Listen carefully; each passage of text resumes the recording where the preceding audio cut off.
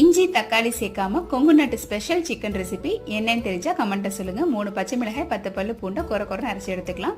Clean பண்ண 1/2 kilo chicken கூட அதை சேர்த்துக்கலாம். 1 டீஸ்பூன் மிளகாய்த்தூள், 1/2 டீஸ்பூன் மல்லித்தூள், 1 டீஸ்பூன் மிளகுத்தூள், 1/2 டீஸ்பூன் சீரகத்தூள், 1 டீஸ்பூன் அளவுக்கு சிக்கன் மசாலா, 2 டேபிள் ஸ்பூன் அளவுக்கு கார்ன்ஃபிளவர், 1 டேபிள் ஸ்பூன் அளவுக்கு அரிசி மாவு, 1 முட்டை, தேவையான அளவுக்கு உப்பு சேர்த்து நல்லா மிக்ஸ் பண்ணிக்கலாம்.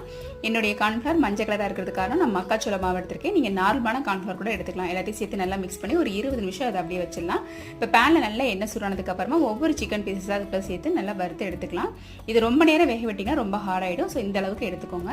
இப்போ பேனில் எண்ணெய் சேர்த்துட்டு 2 மீடியம் சைஸ் பெரிய வெங்காயம் நீல வாக்கில் கட் பண்ணி சேர்த்துக்கோங்க. அது கூட 10 வரமிளகாய் நல்லா கை நிறைய கருவேப்பிலை சேர்த்து வதங்கினதுக்கு அப்புறமா நம்ம பொரிச்சு வச்சிருக்கிற சிக்கன் பீசஸ் அதுக்குள்ள சேர்த்து நல்லா வதக்கிக்கோங்க.